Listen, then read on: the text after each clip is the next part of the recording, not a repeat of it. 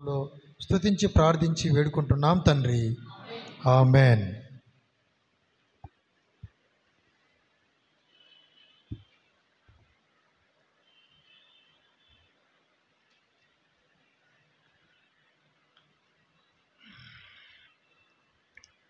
ఇంతవరకు మనము చాలా విషయాలు మనం ధ్యానించడం జరిగింది.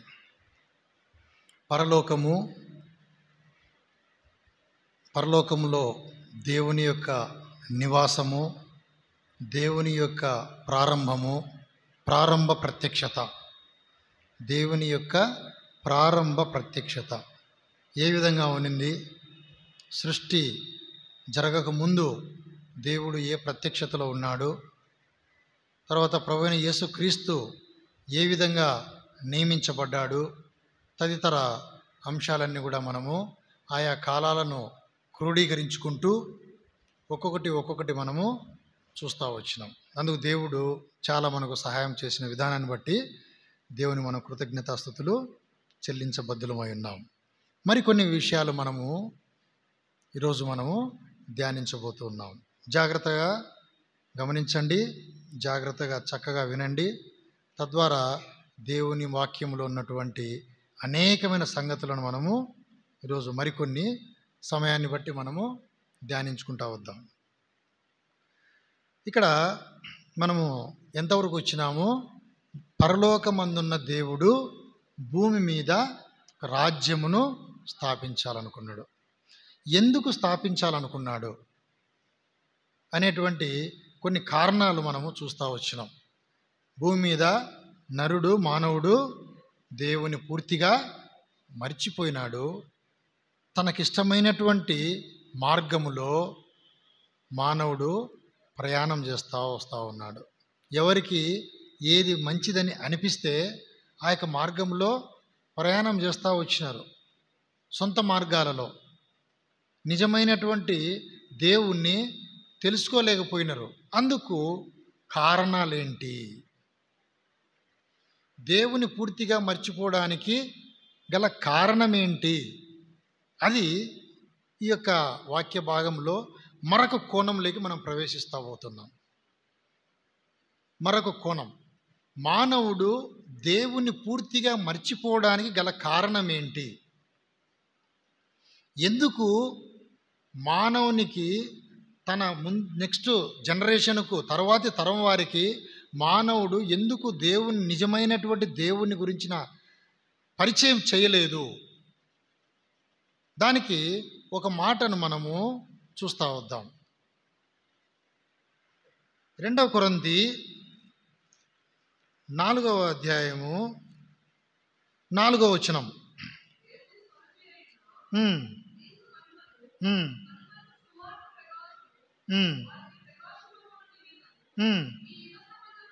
ఈ యుగ సంబంధమైన దేవత అవిశ్వాసులైన వారి మనోనేత్రములకు గ్రుడ్డితనము కలగజేసెను. అది విషయం. మనోనేత్రములకు గ్రుడ్డితనం అంటే ఏది నిజము, ఏది సత్యము, ఏది అసత్యము, ఏది నిజము, ఏది నిజము కాదు అనేటువంటి విషయాన్ని మానవుడు తెలుసుకోకుండా మానవుని యొక్క మనోనేత్రములకు గుడ్డితనాన్ని కలుగజేస్తూ వచ్చినాడు. ఎవరు? ఈ యుగ సంబంధమైన దేవత. ఇంకా మనము మరొక వాక్య భాగాన్ని చదువుకొని మనము ముందుకెళ్దాం. యెషయా రాసిన గ్రంథము 42వ అధ్యాయము 6వ వచనంలో ఓ మాట వ్రాయబడి ఉంది.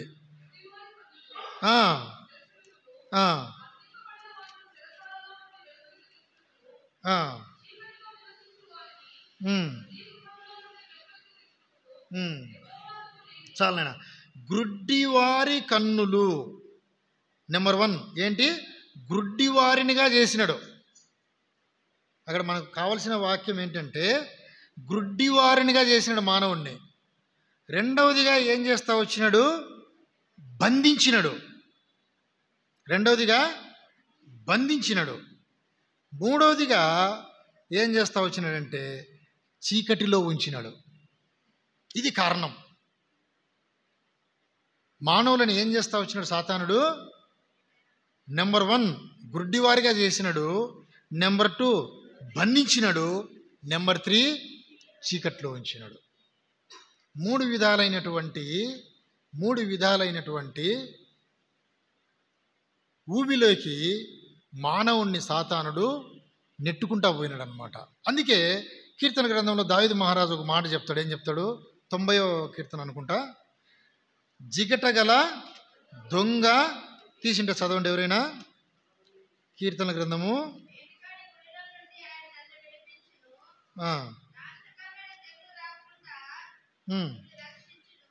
కాదు నేనా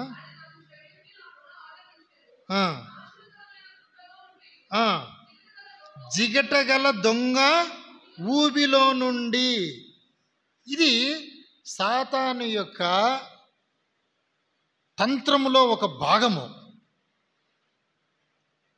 దీన్ని పాపముతో మనం పోల్చొచ్చు. ఈ యొక్క జిగటగల దొంగ ఊబిని. పాపం అనే దానికి 3 లక్షణాలు ఉంటాయి, ప్రధానమైనటువంటి 3 లక్షణాలు. నెంబర్ 1 ఏంటంటే పాపముకు ఒక జిగట ఉంది. జిగట అని మనం ఆ భాషలో అంటాం. మామూలుగా మనం తీసుకున్నట్లయితే గమ్ బంక అంటారు. అంటే ఫెవిస్టిక్, మన భాషలో ఫెవిస్టిక్. మా ఫ్రెండ్కి ఒకనికి ఆ ఫెవిస్టిక్ చిన్నది అది కొనుక్కొని అది కట్ చేస్తానే ఎగిరి కంట్లో పడిందంట. ఇంకా కన్ను మూసుకుంటే ఎక్కడ ఈ అతుక్కపోతాయేమో 2 రెప్పలని చెప్పి వాడు ఇట్లే కన్ను పెట్టుకొని డాక్టర్ కాడికి పోయినాడు అనమాట. ఏంటి, కన్ను మూసుకుంటే రెప్పలు అతుక్కుంటాయని డాక్టర్ కాడికి పోతే ఆ డాక్టర్ ఏదో కొన్ని కెమికల్ వేసి అది మూసుకోకుండా చేసినాడు. అంటే ఈ లోకంలో మానవుడు తయారు చేసినటువంటి ఆ యొక్క ఫెవిస్టిక్కే అంత పవర్ ఉంటే సాతానుడు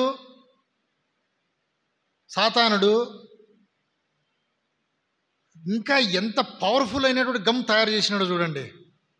అందుకే దావీదు మహారాజు దాని గురించి ఏం చెప్తా వచ్చినాడు? జిగట. ఒక్కసారి అతుక్కునిందంటే ఆ జిగట ఇంకా తరతరాలు పట్టి నువ్వు ఎవరొచ్చి పట్టి లాగినా కూడా ఇంకా రాదు, అది అయిపోయి. అటువంటి ప్రమాదకరమైనటువంటి జిగట అది. నువ్వు ఏ నిర్మా సోపులు వేసి తోమినా, లేదా ఏ కొత్త ఏంటి వచ్చినాయి, టైడు, ఇంకా ఏంటి వచ్చినాయి, ఏవేవో లిక్విడ్స్, ఎన్ని లిక్విడ్లు వేసి తోమినా కూడా అది రాదు. అటువంటి పవర్ఫుల్ శక్తివంతమైన జిగట. ఆ జిగటంగా ఎటువంటిదో తెలుసా? కరెంటు ఒకనికి పట్టుకొని ఉంటుంది. కరెంటు వీడిని కాపాడాలని వాడిని కాలు పట్టుకున్నాడు అనుకో, ఏమవుతాడు? వీడు కూడా అతుక్కుంటాడు దానికి. వీళ్ళిద్దరిని కాపాడాలని ఇంకొకడు పోయినాడు అనుకో, వాడు అతుక్కుంటాడు. ఆ విధంగా ఆ యొక్క జిగట ఏం చేస్తుందంటే, ఎవరైనా సరే ఆ జిగట అతుక్కున్న వాడిని పోయి కాపాడాలని మరొకడు పోయినాడు అనుకోండి, వాని స్నేహితుడు కానీ వాని బంధువులు కానీ, వీళ్ళు కూడా అతకపోతారు ఆ యొక్క జిగటకు. అటువంటి ప్రమాదకరమైన జిగట అది. నెంబర్ 2 దొంగ, జిగట గల దొంగ. అంటే దొంగ అంటే ఎటువంటిది? అది కపటము, చీటింగ్, మోసం. పైకి చూడ్డానికి బాగానే ఉంటుంది, పైకి చూడ్డానికి ఆనందంగానే ఉంటుంది. ఆ కొంచెం సేపు ఒక 2 గంటలు 3 గంటలు సినిమాలో కూర్చుంటే ఆనందం. దాని తర్వాత ఎంత చెడిపోయేది తెలియదు. ఒక అర్ధగంట చూడరాని దృశ్యాలు చూస్తే ఆ అర్ధగంట సేపు ఆనందము, ఆ తర్వాత జీవితము సర్వనాశనము. ఆ కొద్దిసేపు, ఆ 5 నిమిషాలు ఆనందంగా ఉంటుంది, కానీ ఊపిరితిత్తులు దెబ్బతింటాయి. అది ఏం ఆనందమో మీకు ఇప్పటికీ అర్థమైపోయి ఉంటుంది. Chain smoking. తర్వాత క్షణికావేశంతో పొందే ఆనందము జీవితాన్ని మరణం వరకు తీసుకెళ్తుంది. ఇవన్నీ కూడా పైకి చూడడానికి ఆనందమే. మత్తులో ఉండేటువంటి ఆనందము మత్తు దిగిన తర్వాత కిడ్నీలు, లివరు మొత్తం పోయి ఉంటాయి. నరాల బలహీనత వస్తుంది, తలనొప్పి వస్తుంది, వివిధ రకాలైనటువంటి వ్యాధులు వస్తాయి. పైకేమో ఆనందమే, ఆ కొద్దిసేపు ఆనందమే, ఆ కొద్ది గంటలు ఆనందమే. ఆ తర్వాత ఏమవుతుంది? మరణానికి. అందుకొరకే సామెతల గ్రంథంలో ఒక మాట ఉంది, ఒకని ఎదుట సరి అయినటువంటి మార్గము తుదకది ఎక్కడికి వెళ్తుంది? మరణానికి దారి తీస్తుంది. కాబట్టి ఆ యొక్క దొంగ ఊవి అనేది అటువంటిది అనమాట. పైకి మాత్రము చాలా బాగానే ఉంటుంది, కానీ అందులో ఎంతో మోసం ఉంటుంది, అందులో ఎంతో కపటం ఉంటుంది. అందుకొరకే దాన్ని దొంగ అని చెప్తా వచ్చినాడు దావీదు మహారాజు. నెక్స్ట్ ఏం చెప్పినాడు?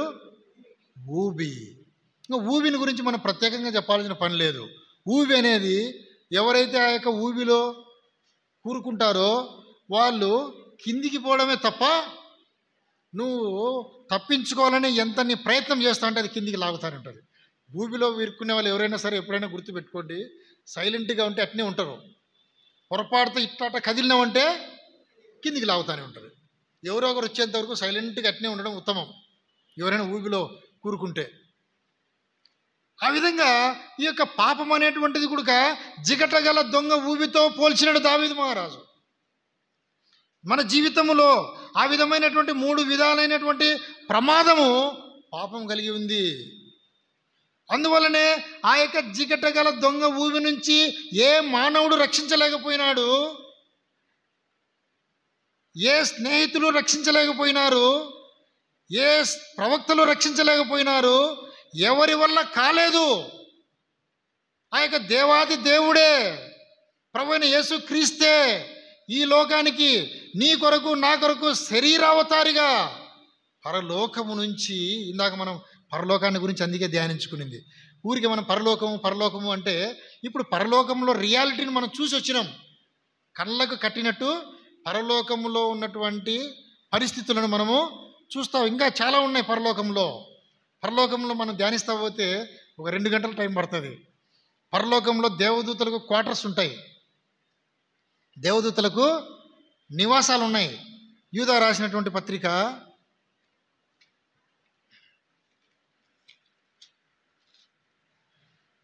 చూడండి, 6వ వచనం. మరియు తమ ప్రధానత్వమును నిలుపుకొనక తమ నివాస స్థలమును విడిచిన దేవదూతలు. పరలోకంలో ఉన్నటువంటి మరొక విభాగం. దేవదూతలందరికీ కూడా మంచి క్వార్టర్స్ ఇచ్చినాడు, ఒక్కొక్కరికి ఒక బిల్డింగ్ ఇచ్చినాడు. పరలోకంలో దేవదూతలకు ఒక్కొక్కరికి ఒక్కొక్క బిల్డింగ్ ఇచ్చినాడు. మరణించినటువంటి నీతిమంతుల ఆత్మలన్నీ కూడా పరలోకములో పరదైసులో విశ్రాంతి పొందుతూ ఉన్నారు. ఈ యొక్క పరదైస్ అనేటువంటి మాటను ప్రభువైన యేసుక్రీస్తు వారు శిలువ మీద ఉన్నటువంటి ఆ దొంగకు పరిచయం చేస్తూ వచ్చినాడు. చూడండి, లూకా సువార్త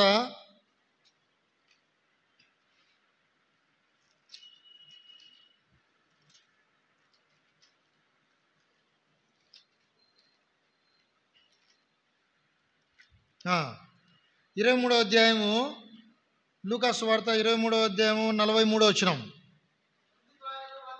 అందుకైన వానితో, నీవు నాతో కూడా పరదైసులో ఉంది. ఎక్కడుంది పరదైసు? 2 కొరింథీ 12:23. 2 కొరింథీ 12:23. ఎక్కడుంది పరదైసు?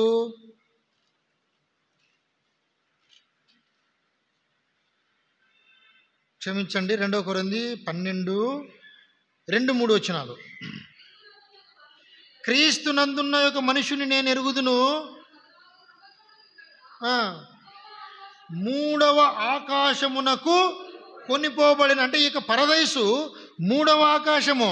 అంటే ఇందాక మనం అందుకే 3వ ఆకాశానికి ఒక పేరు ఏం చూసినాం మనము? కీర్తనలు 148వ అధ్యాయం 4వ వచనంలో పరమాకాశము.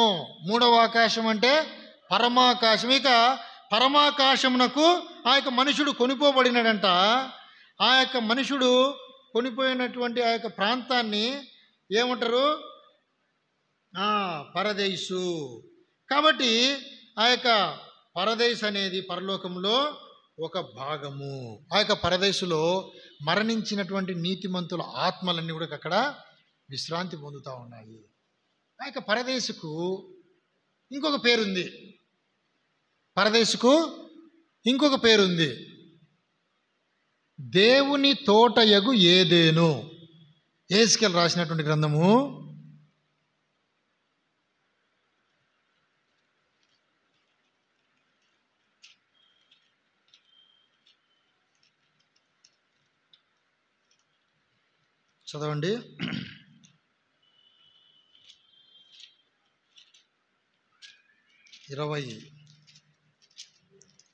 28వ అధ్యాయము 14వ వచనము.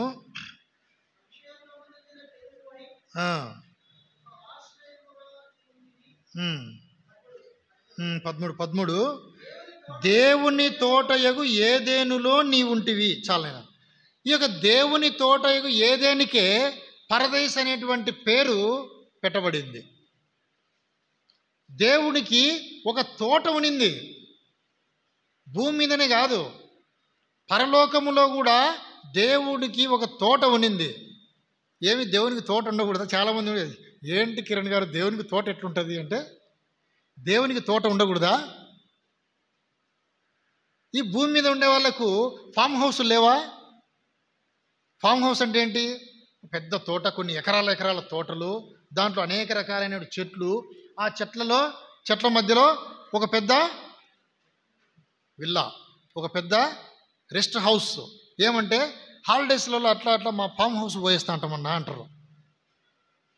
ఆ విధంగా ఈ లోకంలో ఉండేటువంటి మీకే, ఈ లోకంలో ఉన్నటువంటి మనకే ఒక్కొక్క ఫామ్ హౌస్ ఉంటే కొన్ని తోటలు ఉండవు. మనకు తోటలు లేవా? భూములు ఉండే తోటలు ఉంటాయి, అరటి తోటలు ఉంటాయి, తర్వాత మామిడి తోటలు ఉంటాయి. ఈ విధంగా అందరికీ తోటలు ఉన్నాయి. ఆ విధంగానే దేవుడు సమస్త వృక్షములు ఉన్నటువంటి ఒక తోటను పరలోకంలో నిర్మించినాడు, పరలోకంలో సృష్టించినాడు. ఆ తోట పేరే ఏదేను తోట. ఆ యొక్క తోటలో కొన్ని గృహాలు కట్టినాడు, ఆ యొక్క తోటలో కూడా కొన్ని గృహాలు కట్టినాడు. మెయిన్ అక్కడ ఏంటంటే ఆ యొక్క తోటలో ప్రభువైన యేసు క్రీస్తుకు కూడా అక్కడ ఒక గృహం ఉండేది. ప్రభువైన యేసు క్రీస్తుకు అక్కడ ఒక నివాస స్థలం ఉండేది.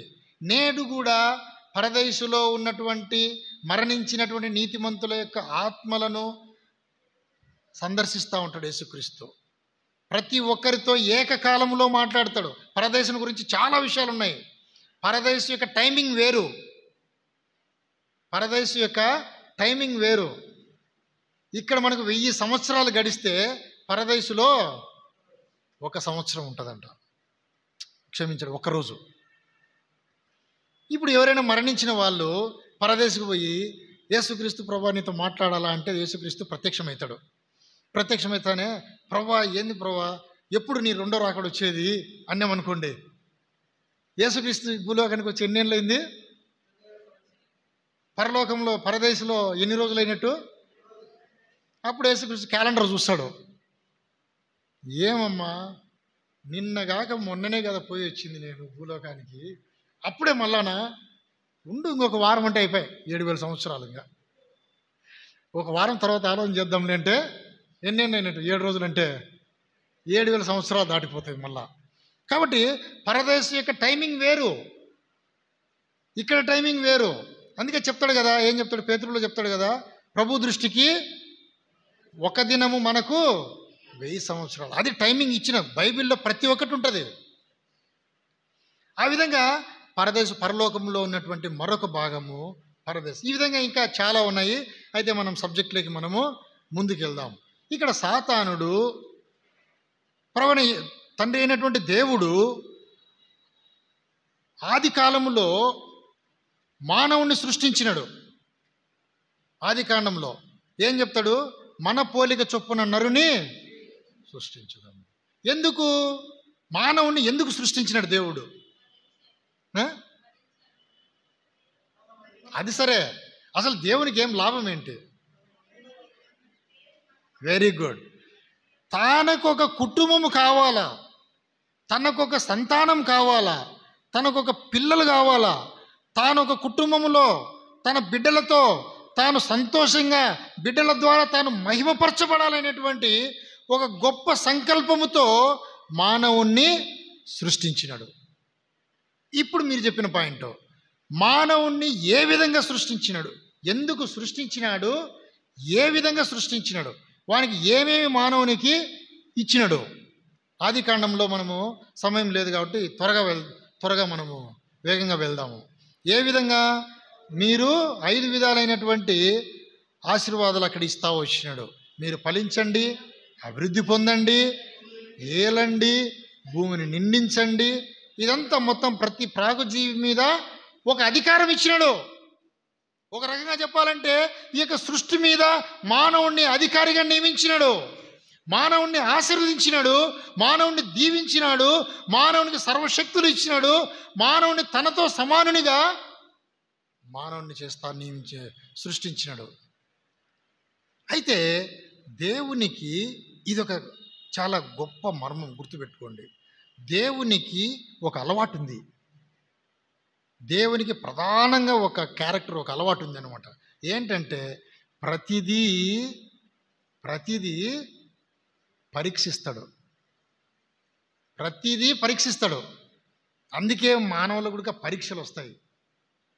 దేవునికి ఉన్నటువంటి ప్రధానమైనటువంటి లక్షణాలలో అదొక లక్షణం. పరీక్షిస్తేనే కదా బంగారు ఉంటుంది, బంగారును కాల్చితేనే కదా ఒరిజినాలిటీ వచ్చేది. ఆ యొక్క బంగారులో ఎంత పనికిరానిది ఉంది, వ్యర్థమైనటువంటి పదార్థము ఏదైనా ఉంటే అదంతా ఆ యొక్క పరీక్షలో వెళ్ళిపోతుంది. ఆ విధంగానే దేవుడు ప్రతి ఒక్కటి చూడండి, ఆది కాండంలో మనం చూస్తే మనకు కొన్ని ఆశ్చర్యకరమైనటువంటి కొన్ని మాటలు మనం చదివింటాం, ఎన్నో మాటలు చదివింటాం. ఆది కాండం 1వ అధ్యాయం, 1వ అధ్యాయంలో రండి. మొట్టమొదటి ఏం చేసినాడంట, 1వ అధ్యాయం 4వ వచనంలో, వెలుగు మంచిదైనట్టు దేవుడు ఫస్టే ఏం సృష్టించినాడు, సృష్టించి వదిలేసినాడా? ఏముంది దాని కిందనే? వెలుగు. దాన్ని పరీక్షించినాడు, వెలుగును పరీక్షించినాడు, టెస్ట్ చేసినాడు. ఇది మంచిదా కాదా, ఏమైనా దీంట్లో లోపాలు ఉన్నాయా, ఏమున్నాయి ఏంటి అని దాన్ని పరీక్షించినాడు. ఇంకా మళ్ళీ ఇంకొకసారి చూడండి, ఇక్కడే 11వ వచనం, 10వ వచనం, దేవుడు ఆరిన నేలకు భూమి అని పేరు పెట్టెను,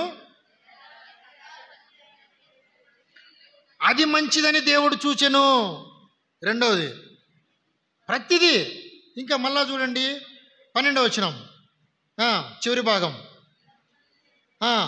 విత్తనమును గల ఫలవృక్షములను మొలిపింపగా అది మంచిదని దేవుడు చూచెను. 19వ వచనం, ఆకాశ విశాల ముందు వాటి నుంచెను, అది మంచిదని దేవుడు చూచెను. 21వ వచనం ఏం చేసినాడు,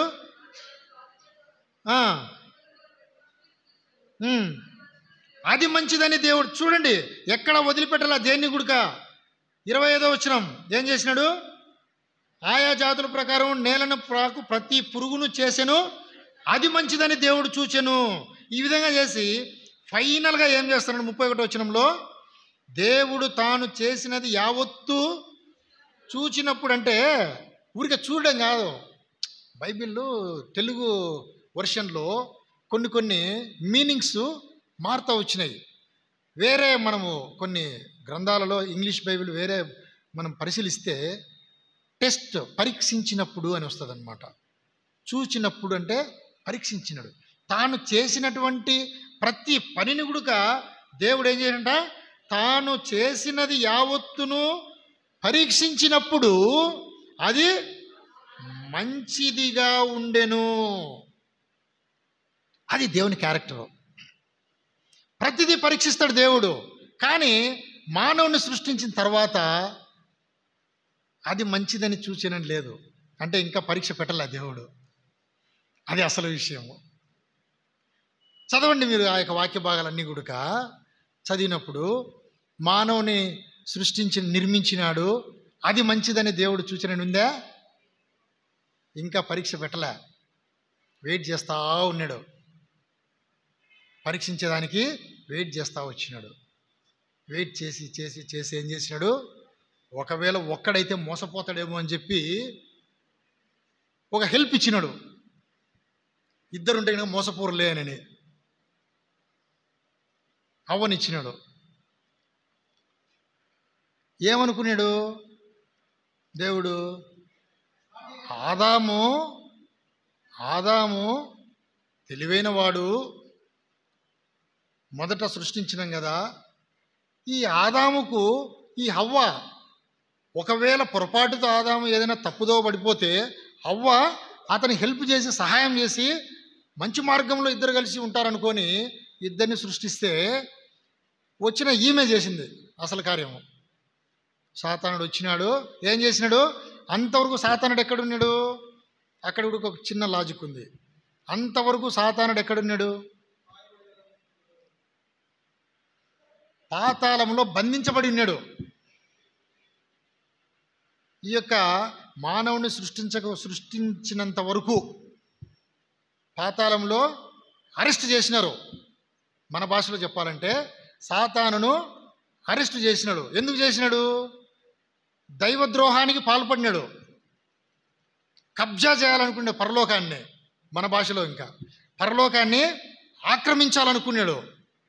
తర్వాత దేవుని యొక్క ప్రభుత్వాన్ని పరలోకంలో కూలగొట్టాలనుకున్నాడు. అనేకమైనటువంటి అవన్నీ కూడా మళ్ళీ మనం ముందు భాగంలో చదువుతూ వద్దాం. ఈ విధంగా సాతానుడి యొక్క కార్యక్రమాలన్నీ చేసేపాటికి ఈ లోకంలో ఎవరైనా ఆ విధంగా కబ్జా చేసినా, లేదా రాజద్రోహానికి పాల్పడ్డా, లేదా ఏదైనా సరే కుతంత్రాలు చేస్తే ఏం చేస్తారు? వాళ్ళని ఏం చేస్తారు? కేసు పెట్టి, సాతానుడికి అదే జరిగింది. సాతానుడికి ఏం చేసినాడు? పరలోకంలో నుంచి తొలగించేసి ఎక్కడ పెట్టినాడు? పాతాళంలో బంధించినాడు. వాడేం చేసినాడు? వాని అనుచరులు ఉన్నారు కదా, ఇంకా అప్లై చేసుకున్నాడు. ఏదానికి? అది అన్నీ ఇక్కడ ఉండేటియే పరలోకంలో ఉడక చట్టం అంతా అక్కడదే. ఇప్పుడు భూలోకంలో ఉండే చట్టం అంతా పరలోకం నుంచి వచ్చి ఉండేదే. వాడు అప్లై చేసుకున్నాడు. అయ్యా ఏదో పొరపాటు అయిపోయిందో, లేకుంటే నాకు బెయిల్ కావాలా, నన్ను నేను నిరూపించుకుంటా, నేను చేసింది కరెక్టే అని నేను నిరూపించుకుంటా, నాకు బెయిల్ అని అడిగినాడు. దేవుని యొక్క కోర్టులో అడిగినాడు. ఇందాక పరలోకంలో కోర్టు ఉంటుందని చూసుకున్నామా? దేవుని యొక్క ఆలోచన సభ, దేవుని యొక్క అక్కడ అన్యాయం ఏం జరగదు. ఇంకా దేవుని యొక్క ఆలోచన సభను గురించి చూడండి, ఇంకొక మాట ఉంది. ఏ విధంగా ఉంటాడంటే దేవుడు తన యొక్క ఆలోచన సభలో, కీర్తనలు 89వ అధ్యాయము, కీర్తనలు 89వ అధ్యాయము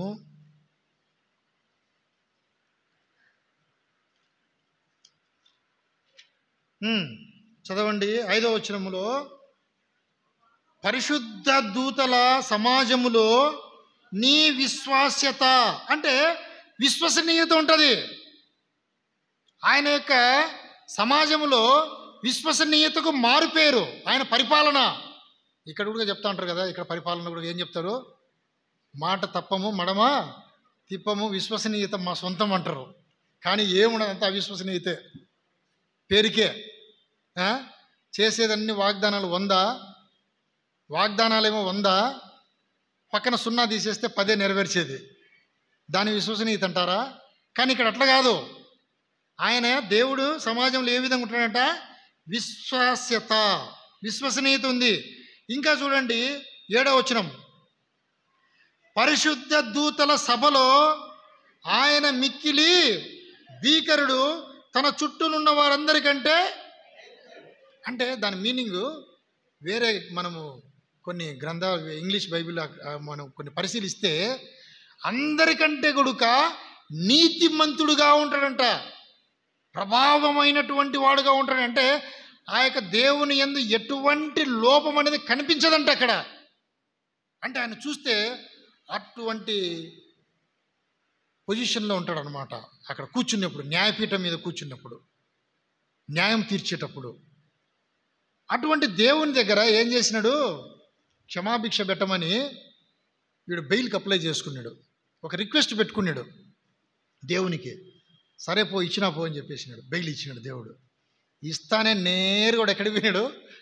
దేవుని దగ్గరికి వచ్చి అడిగినాడు, దేవా నెక్స్ట్ నా కర్తవ్యం ఏంటి, నేనేం చేయాలా అని అడిగినాడు. అంటే దేవుడు ఏం చేసినాడు? రెడీగా ఉండరా నాయన, పరీక్షించుకోపోయి అని చెప్పినాడు. దానికంటే ముందుగా చాలా డిస్కషన్ జరిగింటుంది. ఏం జరిగింటుంది? నువ్వు సృష్టించినావు, నీ బిడ్డలు వాళ్ళకి అంతా అన్నీ చేసినావు, ఇంకా నీ బిడ్డలుగా ఆనందంగా ఎందుకుంటారు? దేవుడు చెప్పింటాడు, యోబుకు చెప్పినట్టే, చూసినావా నాకు ఒక సంతానము, భార్యాభర్త ఇద్దరిని నేను అవ్వను ఆదామును సృష్టించినాను, నిర్మించినాను, వాళ్ళు చూడు ఎంత బాగున్నారో, నా బిడ్డలుగా హ్యాపీగా ఉన్నారు అంటానే వీడు అనింటాడు. ఏమనింటాడు? నువ్వు బాగా గడుపుతాండవు వాళ్ళతో, వాళ్ళకి అన్నీ ఇచ్చినావు, వాళ్ళకి అధికారం ఇచ్చినావు, వాళ్ళని ఆశీర్వదించినావు, వాళ్ళని దీవించినావు, ఇంకెందుకు హ్యాపీగా ఉండరు? నన్ను ఒక్కసారి వదులు చూపిస్తా అని అంటాడు. అంటే దేవుడు పరీక్షించలేదు కదా, ఇంకా నరుని సృష్టించినాడు, కానీ అది మంచిదైనట్టు దేవుడు చూచెను అని లేదు. ఇప్పుడు మంచిదైనట్టు దేవుడు చూడాలనుకున్నాడు. పాపం చూడాలనుకొని ఏం చేసినాడు? వెళ్ళి పరీక్షించు అని చెప్పినాడు. పాతాళం నుంచి నేరుగా పోయినాడు ఏదైనా కొనడానికి. ఎక్కడ స్టాపింగే లేదు మధ్యలో. ఇంకా బెయిల్ వస్తానే అక్కడ దేవుని అడిగినాడు, అడుగుతానే దేవుడు పర్మిషన్ ఇచ్చినాడు, నేరుగా పోయినాడు. పోయేసి 4 మాటలు చెప్పినాడు అవ్వకు. ఎక్కువ కూడా చెప్పలే, మళ్ళీ కష్టపడలే. 4 ఎంత మనకు తెలిసిన విషయాలే ఇన్ని, 4. అందులో ప్రధానమైనది ఏంది? మొట్టమొదట సాతాను మాట్లాడినటువంటి బైబిల్ గ్రంథంలో మాట్లాడినటువంటి ఒకటే మాట బైబిల్ గ్రంథంలో రాయబడింది, అంతే. ఒకటే మాట, సాతాను డైరెక్ట్ వర్డ్, ఇది నిజమా? ఆ యొక్క పదం పక్కన ఏముంది? క్వశ్చన్ మార్క్ ఉంది. ఇది నిజమా అని ఆ నిజానికి పక్కన క్వశ్చన్ మార్క్ పెట్టినాడు. అంటే నిజాన్ని వాడు అబద్ధంగా మార్చే ప్రయత్నం చేస్తూ ఉన్నాడు. నిజానికి ఏం చేయాలనుకున్నాడు? నిజాన్ని అబద్ధం చేయాలని ప్రయత్నం చేస్తూ ఉన్నాడు. అందుకొరకే సాతాను గురించి యేసుక్రీస్తు డైరెక్ట్గా ఒక మాట చెప్తాడు. చూడండి, యోహాను సువార్త 8వ అధ్యాయము 44వ వచనం.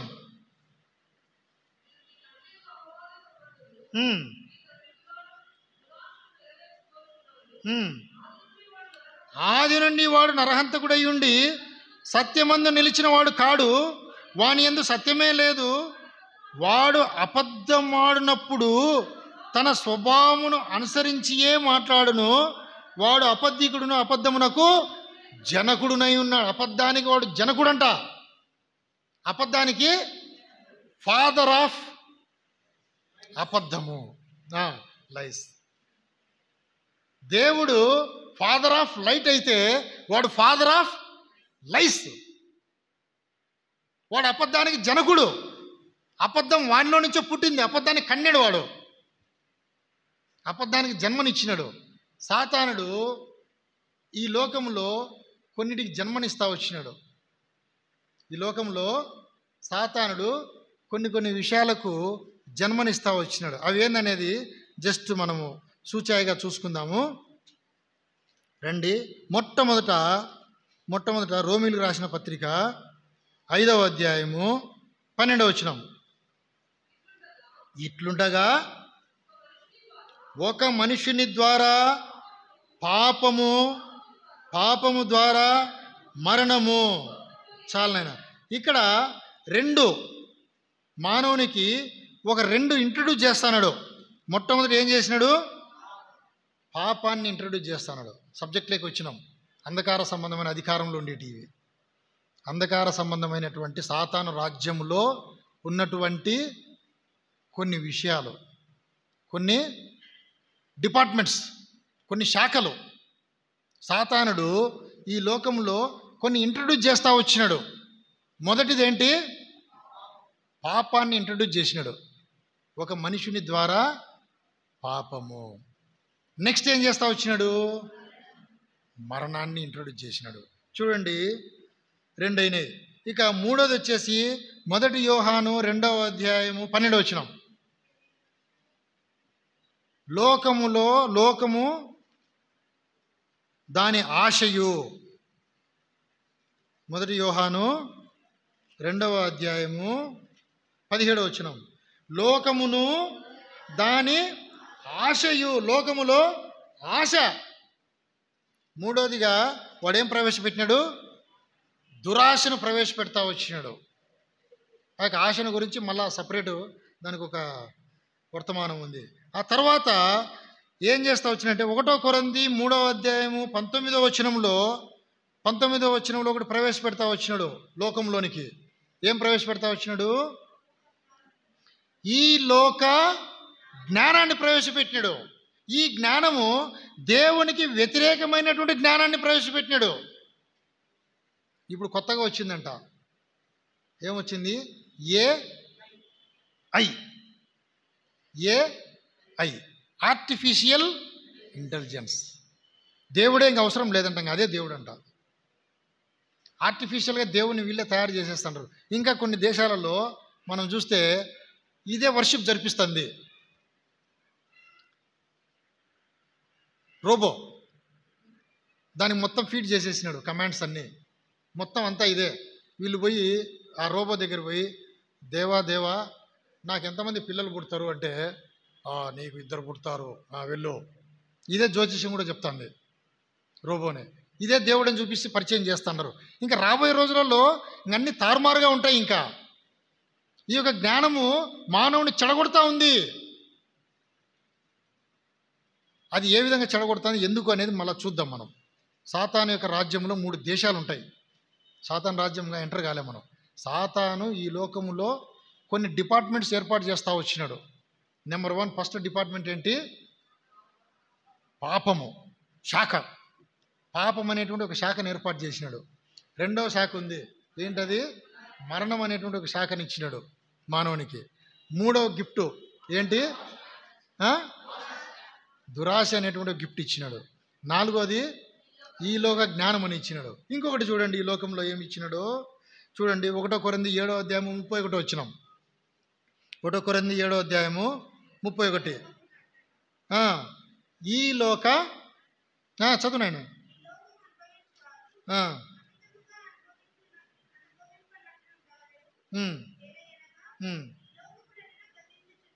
ఈ లోకపు నటన, ఫ్యాషన్.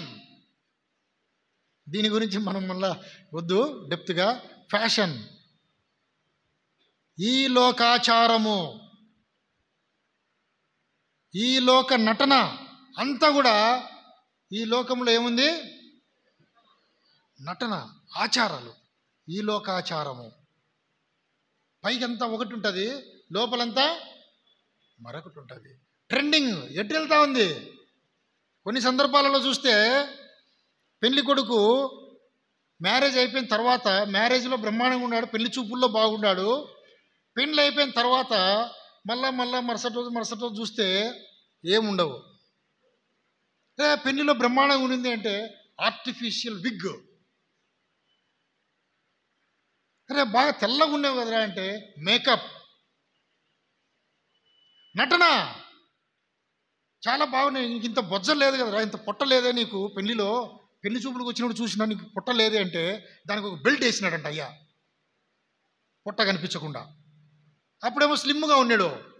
అంత అయిపోయిన తర్వాత బెల్ట్ గిల్ట్ తీసి ఇంతుంది. ఇదంతా నటన, మోసం, కపటము. There is no originality. దీన్ని సాతానుడు లోకంలో ప్రవేశపెడతా వచ్చినాడు. ఇంకా చివరిదిగా చూస్తే చూడండి, చివరిది కాదు 6వది చూడండి, యాకోబు 1:27. ఈ లోకంలో ఆయన ప్రవేశపెట్టిండేది 6వది.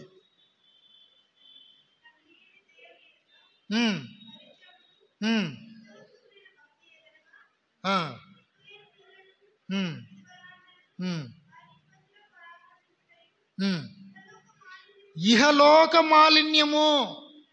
చాలా నాయన. ఇహలోక మాలిన్యము మీన్స్ అపవిత్రత, అపవిత్రతతో కూడినటువంటి జీవితము. అపవిత్రత అనేటువంటి ఒక శాఖను వాడు ఏర్పాటు చేసినాడు. మానవునికి అపవిత్రతను ఒక బహుమానంగా ఇచ్చినాడు, 6వ బహుమానం. ఈ లోకంలోనికి ప్రవేశపెడతా వచ్చినాడు. ఎక్కడి నుంచి వస్తా ఉన్నాం మనము? పాపం, మరణం, నటన. Very good. చివరిది రండి, చివరిది మార్కు సువార్త 4వ అధ్యాయము 18వ వచనం. మార్కు సువార్త 4వ అధ్యాయం 18వ వచనం.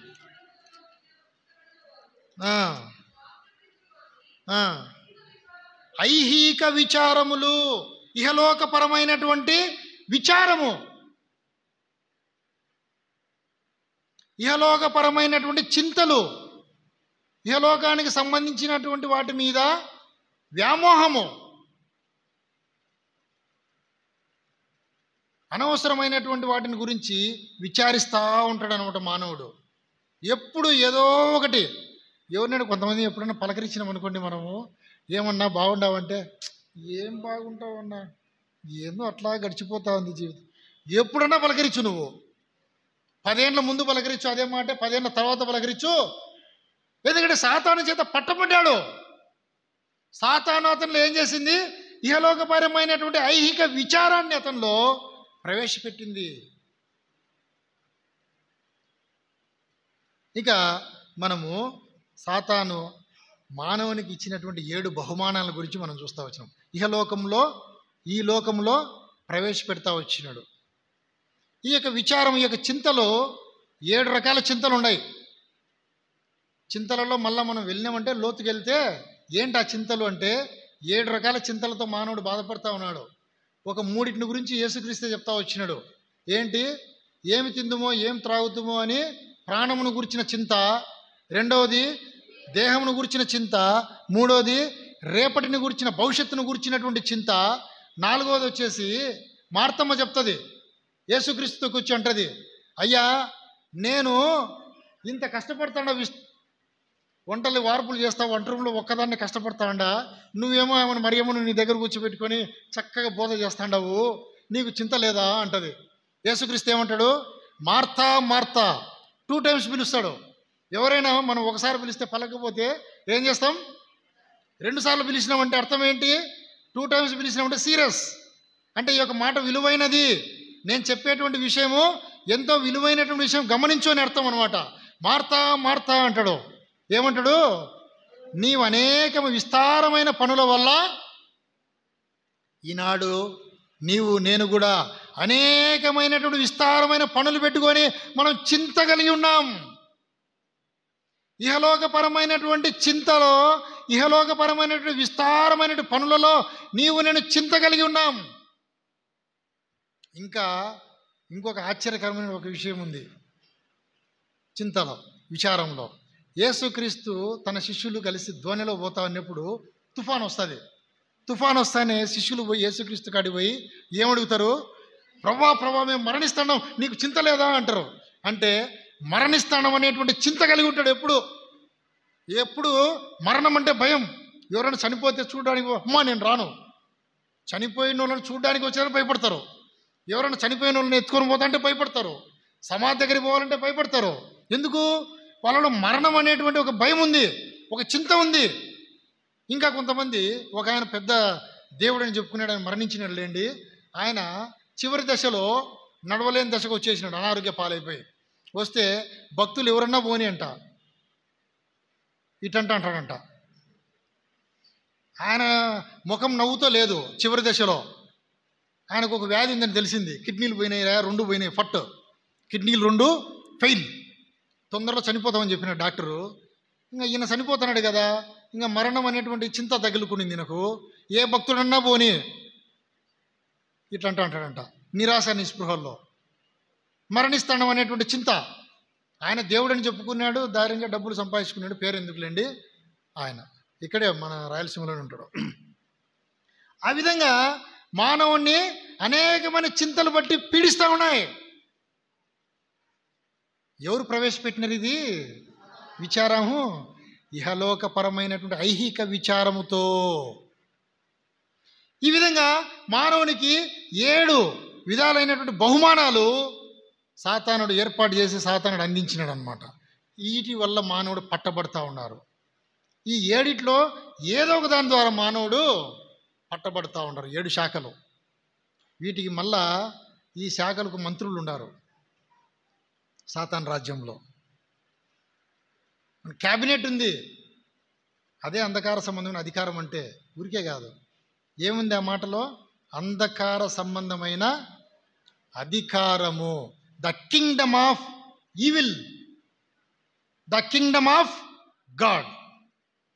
ఇప్పుడు మనము ద కింగ్డమ్ ఆఫ్ గాడ్ దగ్గర బ్రేక్ ఇచ్చినాం.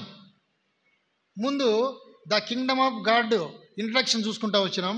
ఇప్పుడు ద కింగ్డమ్ ఆఫ్ ఈవిల్ గురించి ఇంట్రడక్షన్ చూస్తూ ఉన్నాం. ఇంట్రడక్షనే, సబ్జెక్ట్లోకి పోలే ఇంకా. ఇప్పుడు ఈ యొక్క కింగ్డమ్ ఆఫ్ ఈవిల్లో 7 శాఖలు ఏర్పాటు చేసినాడు. 7 శాఖలు 7 విధాలుగా ఒక్కొక్క శాఖకు ఒక్కొక్క మంత్రిని పెట్టినాడు. మంత్రులు నుంచి వచ్చినారన్న ఏందన్నా నువ్వు చెప్పేది? ఏమన్నా ఇదేమన్నా నమ్మశక్యమా? ఎస్, బైబిల్లో ఉంది. రండి, ఎఫెసీయులకు రాసిన పత్రిక, సాతాను యొక్క 4 విభాగాలు ఇవి. ఎఫెసీయులకు రాసిన పత్రిక 6వ అధ్యాయము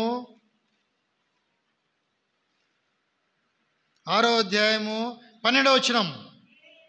ఏలయనగా మనము పోరాడునది శరీరులతో కాదు గాని, నెంబర్ 1, సాతాను యొక్క రాజ్యములో ఉన్నటువంటి 4 విభాగాలు. సాతాను రాజ్యంలో ఉన్నటువంటి విభాగములలో 4 విభాగములలో ప్రధాన విభాగం ఫస్ట్ది ఏంటి? ప్రధానులు. ఒక నిమిషం నాయన, మళ్ళీ అక్కడి నుంచి ముందుకు వెళ్దాం. ప్రధానులు. మొదటి విభాగం పేరేం పేరు? ప్రధానులు. వాచి నిలిచిపోయింది, అది 10-20 అంటే ఇంకా ఏం 10-20 అనుకుంటున్నాం. ఓకే, మొదటి విభాగం పేరు ప్రధానులు. దేశానికి ఎంతమంది ప్రధానులు ఉంటారు? సాతానుడికి ఒక్కొక్క దేశానికి ఒక్కొక్క ప్రధానమంత్రిని పెట్టినాడు. టేక్ కేర్, జాగ్రత్త. సాతానుడు ఒక్కొక్క దేశానికి ఒక్కొక్క ప్రధానమంత్రిని పెట్టినాడు. అంటే ఇప్పుడుండే ప్రధానమంత్రి అనుకుంటారు, అక్కడ సపరేట్ రాజ్యం అది. సాతానుడు ఎక్కడ ఉంటాడు? సాతానుడు ఎక్కడ ఉంటాడు? సరే వెళ్దాం, చెప్తా, ముందుకెళ్తే తెలుస్తుంది. నెంబర్ 1 ప్రధానుడు. సాతాను విభాగంలో ఒక్కొక్క దేశానికి ఒక్కొక్క ప్రధానమంత్రిని పెట్టున్నాడు. రెండవది అధికారులు. ఎవరి అధికారులు? గవర్నమెంట్ ఆఫీసర్స్, ఐఏఎస్ ఆఫీసర్లు. వాడి కింద కూడా ఉన్నారు, వాడి కింద కూడా అధికారులు ఉన్నారు, ప్రధానమంత్రులు ఉన్నారు. వాడు కూడా ఒక గవర్నమెంట్, వాని గవర్నమెంట్ తరఫున ఒక్కొక్క జిల్లాకు, ఒక్కొక్క రాష్ట్రానికి, ఒక్కొక్క మండలానికి వాడు కూడా ఐఏఎస్ ఆఫీసర్లను పెట్టున్నాడు. ఆ ఆఫీసర్లకు కొన్ని గవర్నమెంట్ తరఫున పవర్స్ ఉంటాయి, అప్పటికప్పుడు నిర్ణయాలు తీసుకోవచ్చు. ఇంకా 3వ విభాగం ప్రస్తుత అంధకార సంబంధులకు లోకనాథులు. లోకనాథులు అంటే పొలిటీషియన్స్, రాజకీయ నాయకులు. రాజకీయ నాయకుల స్ట్రక్చర్ ఏ విధంగా ఉంటుంది? ప్రధానమంత్రి, ముఖ్యమంత్రి, తర్వాత ఆయా విభాగాలకు మంత్రులు, తర్వాత ఎమ్మెల్యేలు, ఎంపీలు. సేమ్ స్ట్రక్చరే. లోకనాథులు అంటే సేమ్ స్ట్రక్చరే. ఎమ్మెల్యేలు, ఎంపీలు, కౌన్సిలర్లు, మున్సిపల్ చైర్మన్లు, మండల సర్పంచులు అన్నీ వస్తాయి. మొత్తం కార్యకర్తలు మొత్తం వస్తారన్నమాట. ఈ యొక్క లోకనాథులు ప్రస్తుతం ఉన్నటువంటి కొంతమంది, ఈ యొక్క లోకంలో ఉన్నటువంటి కొంతమందిని తన వైపు, అంటే తన యొక్క మార్గంలో నడిచే వాళ్ళను కొంతమందిని సపరేట్ చేసినాడు. వీళ్ళే క్రైస్తవ వ్యతిరేకులు. యేసుక్రీస్తు పేరు చెప్పుతానే వాళ్ళ రక్తము ఉడికిపోతుంది. ఎందుకు? సాతాను యొక్క అనుచరులుగా వాళ్ళు పనిచేస్తున్నారు. సాతానుడు ఫుల్లుగా వాని యొక్క వర్గంలో పెట్టుకున్నాడు. వాని యొక్క రాజ్యంలో వాళ్ళకు ఒక స్థానం ఇచ్చినాడు. వాళ్ళని ఆ విధంగా మలుచుకున్నాడు. ఏ విధంగా మలుచుకున్నాడో చెప్తా, అది కూడా. నెక్స్ట్ అది విషయం. సాతానుడు ఎక్కడున్నాడట? ఇప్పుడు ఆకాశ మండలమందున్న దురాత్మల 4వ విభాగం ఏంటంటే సైన్యము. సమూహం అంటే సైన్యము. ఆ సైన్యములో అనేకమైన విభాగాలు ఉంటాయి. మళ్ళీ ఎందుకంటే ఇంత సమయం లేదు, త్వరగా ముగిద్దాం. దేవుని చిత్తమైతే ఇంకా చాలా విషయాలు, అనేకమైన విషయాలు మనకు తెలియనటువంటి విషయాలు చాలా ఉన్నాయి. వాటన్నింటిని గురించి కూడా మళ్ళీ మనం ధ్యానించుకుందాం. ఇక సైన్యంలో మనం ఈ లోకంలో సైన్యాన్ని తీసుకుంటే ఏ విధంగా ఉంటుంది? సివిల్ పోలీస్, క్రిమినల్ పోలీస్, తర్వాత మిలిటరీ, సెంట్రల్ సిఆర్పిఎఫ్, అక్కడ కూడా కానీ సైన్యం ఆ విధంగానే ఉంటుంది. అంతా సేమ్. సైన్యంలో రకాల విభాగాలు ఉంటాయి. ఒక్కొక్క సైన్యము ఒక్కొక్క విధిని అంటే ఒక్కొక్క డ్యూటీని నిర్వహిస్తూ ఉంటాయి అన్నమాట. ఈ యొక్క 4 సాతాను ప్రత్యేకమైనటువంటి ప్రధానమైనటువంటి విభాగాలు ఏముంటాయి? 4 చెప్పండి. ప్రధానులు, అధికారులు, లోకనాథులు, సాతాను ఆకాశ మండలం అందున్న దురాత్మల సమూహము. ఇప్పుడు ఎక్కడైనా సరే ఒక లీడర్ లేదా ఒక రాజు ఒక భవనంలో ఉన్నాడు లేదా అంటే ఒక కోటలో ఉన్నాడంటే సైన్యం అంతా ఎక్కడ ఉంటుంది? అక్కడే ఉంటుంది. యేసుక్రీస్తే స్వయంగా చెప్తాడు సాతానుడు ఆకాశంలో ఉన్నాడు అనేదానికి నిదర్శనం ఏంటంటే, రండి లూకాసు వార్త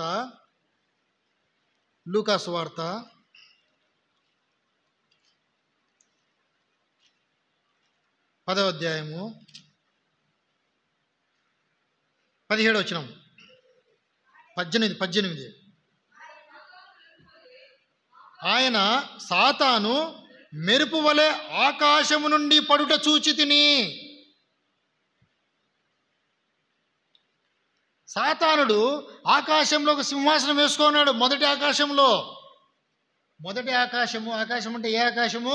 అందుకే నేను అనింది శూన్యము కాదు ఆకాశంలో ఇంకా మరొకటి తర్వాత చూద్దామని చెప్పిన ప్రారంభంలో. ఈ యొక్క మొదటి ఆకాశములో దురాత్మల సమూహము అంటే దురాత్మల సైన్యము, ఒక సైన్యాన్ని పెట్టుకొని వాడు ఒక రాజ్యాన్ని అక్కడ ఆ యొక్క సింహాసనం వేసుకొని ఆకాశ మండలం నుంచి వాడు ఈ లోకాన్ని రూలింగ్ చేస్తూ ఉన్నాడు, ఈ లోకాన్ని పరిపాలిస్తూ ఉన్నాడు. The ruler of the world, ఈ లోక అధికారి.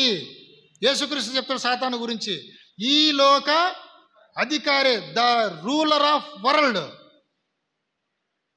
ఈ లోకాన్ని వాడు అధికారంతో వాడు పరిపాలిస్తూ ఉన్నాడు. అందుకే ఆ అధికారం పేరే ఏం పేరు? అంధకార సంబంధమైన అధికారము. ఆదాము హవ్వలను మోసగించినాడు, వారి వద్ద ఉన్నటువంటి అధికారాన్ని చేజిక్కించుకున్నాడు. ఆనాటి నుంచి యేసుక్రీస్తు ఈ లోకానికి వచ్చేంత వరకు ఎదురు లేకుండా తన యొక్క అధికారాన్ని, తన యొక్క రాజ్యాన్ని తిరుగులేని రాజ్యముగా ఈ లోకంలో స్థాపించినాడు. ఒక బ్రహ్మాండమైనటువంటి సామ్రాజ్యాన్ని స్థాపించినాడు సాతానుడు. అందుకే యేసుక్రీస్తే స్వయంగా చెప్పినాడు ఈ లోక అధికారి. ఇంకా సాతానుడు ఒక మంచి మాట చెప్పినాడు. రండి లూకాసు వార్త 2వ అధ్యాయము, లూకాసు వార్త 3వ అధ్యాయం, క్షమించండి 3వ అధ్యాయము. ఈ యొక్క భాగం చూసుకొని మనము ముగించుకుందాం. 4వ అధ్యాయము, క్షమించండి 4వ అధ్యాయము 5వ వచనం. అప్పుడు అపవాది ఆయనను తీసుకుని పోయి భూలోక రాజ్యములన్నింటినీ ఒక్క నిమిషములో ఆయనకు చూపించి, ఇక్కడ ఒక్క నిమిషం ఆగుదాం ఉన్నాం. ఏం చూపించినాడంట యేసుక్రీస్తుకు? ఏం చూపించినాడు? భూలోక ఎంతసేపట్లో చూపించినాడంట? How it is possible? ఏమైనా సాధ్యమేనా? వాడు ఎంత పవర్ఫుల్ టెలిస్కోపులు వాడిండాలా, ఎంత హై టెక్నాలజీ ఉపయోగించిండాలా. మనం అనుకుంటున్నాం సాతాను గురించి, వాడు ఏందిలే సాతానుడు ఏదో 2 కొమ్ములు పెట్టుకొని 2 కూరలు పెట్టుకొని అక్కడక్కడ ఫోటోలలో చూపిస్తూ అంటారు కదా, ఏదో నల్ల గుడ్డలు వేసుకొని ఇట్లా ఉంటాడు అనుకుంటున్నారా సాతానుడు అంటే? అటుంటాడా? That is wrong. సాతాను యొక్క ఒరిజినల్ రూపం చూద్దాం రండి.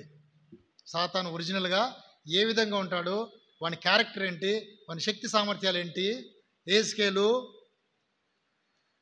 ఇప్పుడు సాతానికి స్టార్టింగ్కి వచ్చినాం మనం.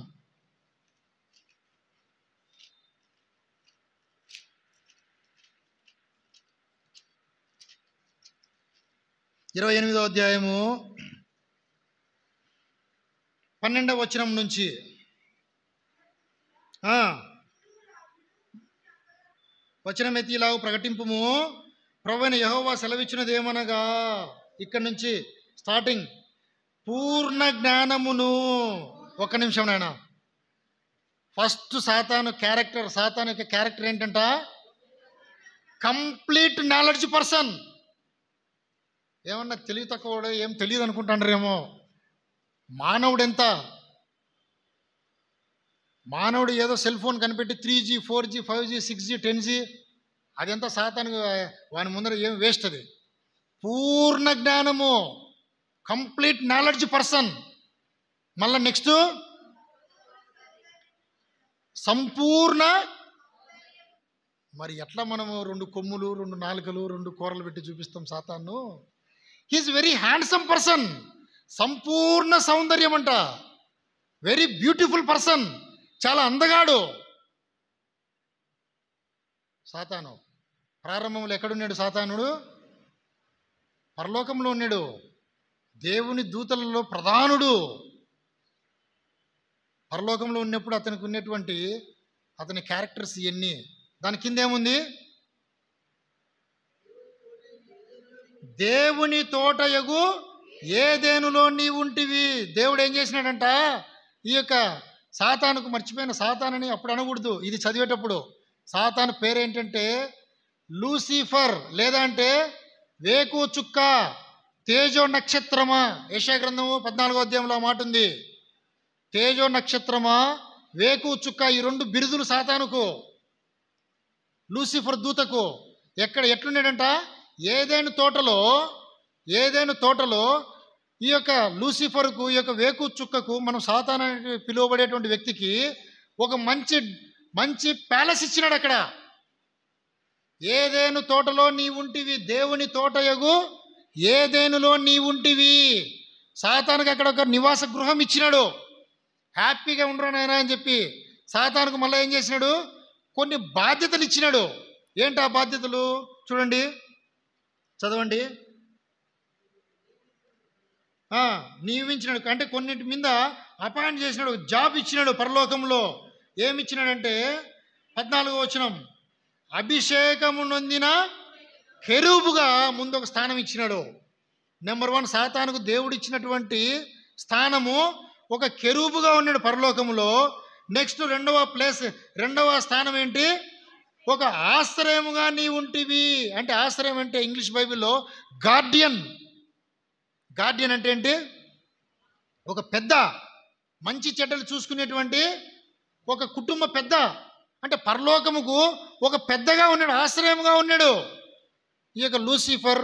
కెరూబు ప్రధాన దూత, దేవుని కంటే కొంచెం తక్కువనిగా ఉన్నాడంట.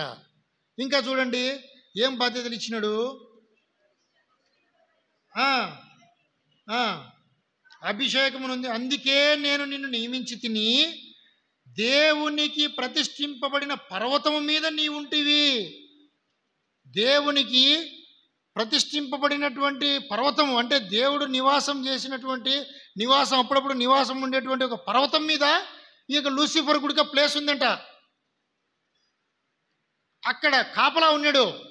అంటే అక్కడ చూసుకునే మంచి చెడ్డలు చూసుకునేటువంటి డ్యూటీ. మళ్ళా ఏముంది? మండుచున్న రాళ్ల మధ్యలో సంచరిస్తూ ఉన్నాడు. ఇంత గొప్ప ఆధిక్యతనిచ్చినాడు లూసిఫర్కు, సాతానుకు. ఇంత గొప్ప ఆధిక్యతనిచ్చినాడు.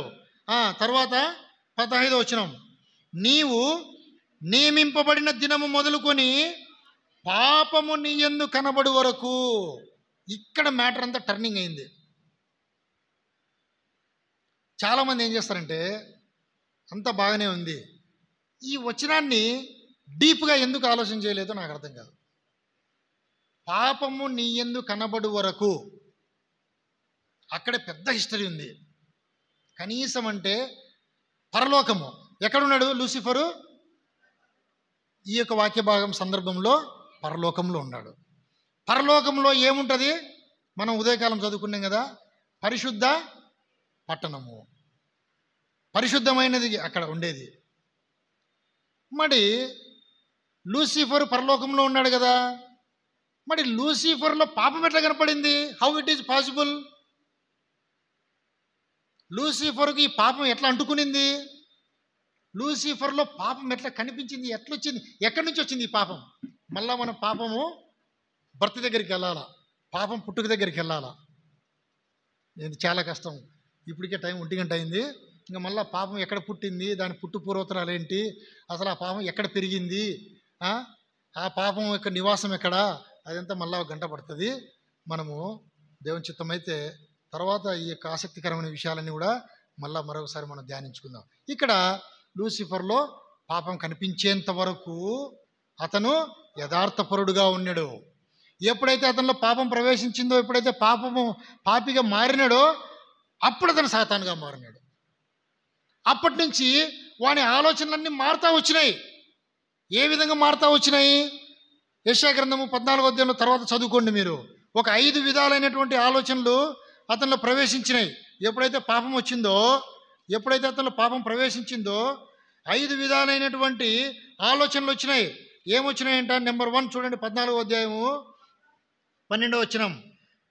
12 వద్దులేండి, సమయం లేదు. 13వ వచనం. నెంబర్ 1, నేను ఆకాశంకెక్కి, నెంబర్ 1 ఆకాశం అంటే హెవెన్, పరలోకం. పరలోకానికి అంటే దేవుడు ఉండేటువంటి ప్రాంతానికి నేను పోతాను. పాపం ఎంత పనిచేస్తుందో చూడండి. నెంబర్ 2, దేవుని నక్షత్రములకు పైగా నా సింహాసనం హెచ్చింతును. అంటే దేవుని యొక్క సింహాసనం కంటే పైగా వీని యొక్క సింహాసనాన్ని హెచ్చించుకోవాలనుకున్నాడంట. ఇంకా సభాపర్వతం అంటే వీడే ఒక జడ్జిగా దేవుడు కూర్చునేటువంటి ప్రాంతంలో వీడే కూర్చొని, ఆ సింహాసనం మీద కూర్చొని వీడే తీర్పు తీర్చాలనుకుంటున్నాడంట దేవదూతలందరికీ. నెంబర్ 4, మేఘమండలం మీదికి ఎక్కుదును. నెంబర్ 5, మహోన్నతునితో సమానునిగా నేనే దేవుణ్ణి. ఎంత దురాశపరుడైపోయినాడు. ఇదంతా కూడా యేసుక్రీస్తు చూస్తూ ఉన్నాడు. యేసుక్రీస్తు కూడా ఏదైనా తోటలో నివాసం ఉంది. ఎప్పటికీ యేసుక్రీస్తు ఏదైనా తోటలో ఉంటాడు. ఎప్పుడు మాట్లాడాలంటే అప్పుడు ప్రతి ఒక్కరికి కనిపిస్తాడు. ఏకకాలంలో ఎంతమందికైనా కనిపిస్తాడు అన్నమాట. అదే దేవుని యొక్క శక్తి రహస్యము. ఈ విధంగా ఈ యొక్క 5 విధాలైనటువంటి దేవుని యొక్క వ్యతిరేకమైనటువంటి ఆలోచనలు దేవుని మీద లూసిఫర్ చేస్తూ వచ్చినాడు. అందువలనే ఇతని పేరు ఏం పేరు? వ్యతిరేకి, విరోధి, డిసార్డర్. చూడండి, అతనికి అప్పుడే పేరు వచ్చింది. ఏమొచ్చింది? విరోధి. పేతురు రాసినటువంటి మొదటి పత్రిక 5వ అధ్యాయము 8వ వచనం.